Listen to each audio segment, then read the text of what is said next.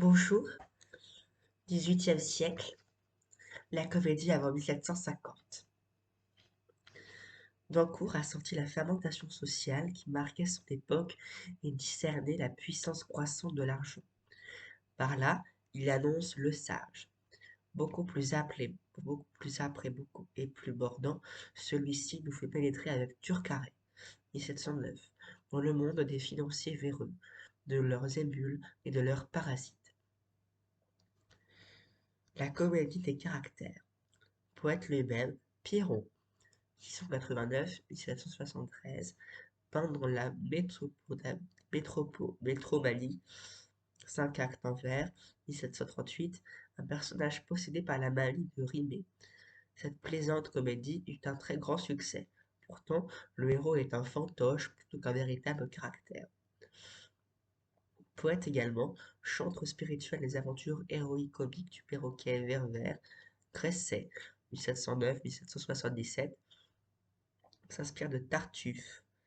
Dans Le Méchant, 5 actes en vers, 1747, son héros, Cléon, est un roué qui trouve son plaisir à semer la discorde autour de lui, mais il est démasqué et le jeune homme dont il avait fait son disciple échappe à sa néfaste influence.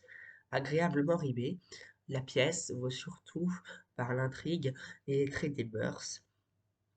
L'auteur a stigmatisé la sécheresse du cœur à la mode, mais Cléon ne soutient pas la comparaison avec Tartuffe. Le méchant ne l'est pas assez pour faire peur, et il est trop pour faire rire.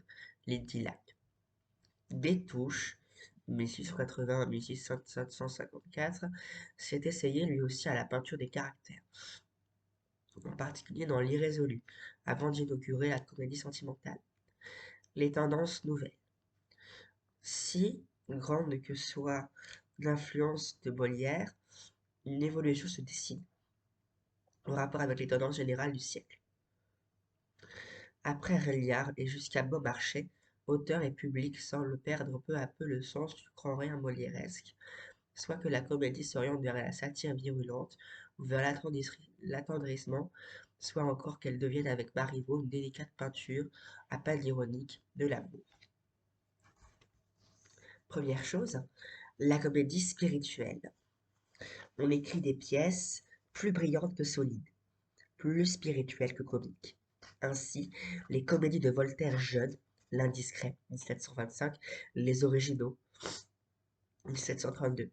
Molière faisait jaillir le comique dans ses personnages eux-mêmes, au moyen de leurs gestes, de leurs réactions, de leurs mots de caractère. Mais, au XVIIIe siècle, l'esprit est roi, et les auteurs s'abstiennent rarement de faire de l'esprit à propos ou aux dépens de leur héros.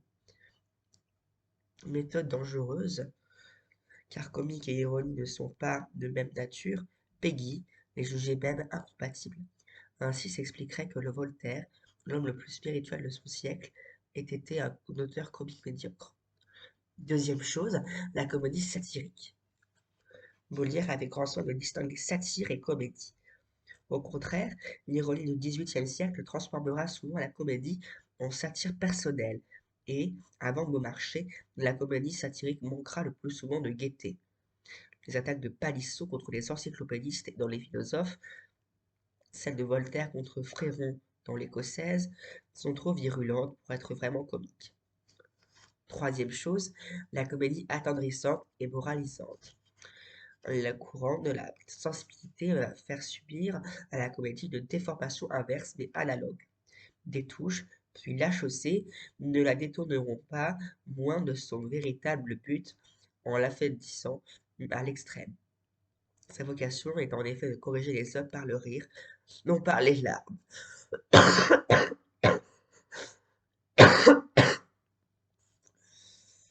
Confère la comédie larmoyante.